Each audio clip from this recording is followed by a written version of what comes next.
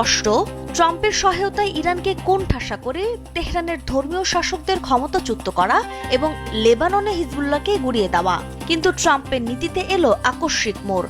সুইজারল্যান্ডে পাকিস্তান ও যুক্তরাষ্ট্রের মধ্যস্থতায় ইরান যুক্তরাষ্ট্র সমঝোতার স্মারক স্বাক্ষরের প্রস্তুতি চলছে, যার মূল শর্ত লেবানন সহ সব ফ্রন্টে স্থায়ী যুদ্ধবিরতি। ট্রাম্প এই অন্তহীন যুদ্ধ থেকে আমেরিকাকে বের করে নিতে চান, যা ইসরায়েলের সামরিক পরিকল্পনাকে সম্পূর্ণ ভেস্তে দিয়েছে। লেবাননে হামলা বন্ধের নির্দেশ অমান্য করায় নেতানিয়াহুকে ট্রাম্পের পুরোপুরি পাগল ডাকার ঘটনাটি দুই নেতার দ্বন্দ্বের গভীরতা প্রমাণ করে। এই চুক্তির ফলে মধ্যপ্রাচ্যে ক্ষমতার ভারসাম্য বদলে যেতে পারে।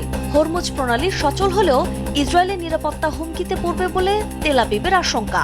নেতানিয়াহু স্পষ্ট জানিয়ে দিয়েছেন, তিনি কোনো চুক্তি মানতে বাধ্য নন এবং দক্ষিণ লেবানন থেকে সেনা সরাবেন না।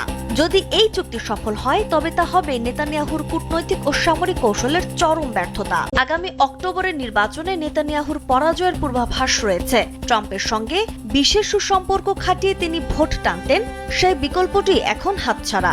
ইসরায়েলিদের মধ্যে ট্রাম্পের উপর আস্থা 64% থেকে কমে বর্তমানে 41%-এ নেমেছে। জ্যেষ্ঠ ইসরায়েলি কর্মকর্তাদের মতে, এই 60 থেকে 90 দিনের অন্তর্বর্তী চুক্তি ইসরায়েলের হাত পা বেঁধে ফেলবে, অথচ ইরানের পারমাণবিক ও ক্ষেপণাস্ত্র হুমকির কোনো স্থায়ী সমাধান হবে না। এখন নেতানিয়াহুর একমাত্র আশা, 60 দিন পর যদি এই চুক্তি ভেস্তে যায় এবং যুদ্ধ আবার শুরু হয়, তবে হয়তো তার রাজনৈতিক ভবিষ্যৎ রক্ষা পাবে। অন্যথায় পরম মিত্রদের হাত ছেড়ে একলা চলার এই ঝুঁকিপূর্ণ খেলায় নামতে হচ্ছে ইসরায়েলকে। পাম বিচের সেই হাসি মুখের ছবিটা কি তবে শুধুই অতীত, যে ডোনাল্ড ট্রাম্পকে পাশে নিয়ে মধ্যপ্রাচ্যের মানচিত্র বদলে দেওয়ার স্বপ্ন দেখেছিলেন বেনিয়ামিন নেতানিয়াহু? সেই ট্রাম্প কি এখন তার সবচেয়ে বড় রাজনৈতিক দুঃস্বপ্ন? ওয়াশিংটন আর তেহরানের আকস্মিক সমঝোতায় শুধু ইসরায়েলকেই চমকে দেয়নি, বরং খোদ নেতানিয়াহুকে দাঁড় করিয়ে দিয়েছে এক খাদের কিনারায়। এমনটাই জানা গেছে রয়টার্সের প্রতিবেদনে।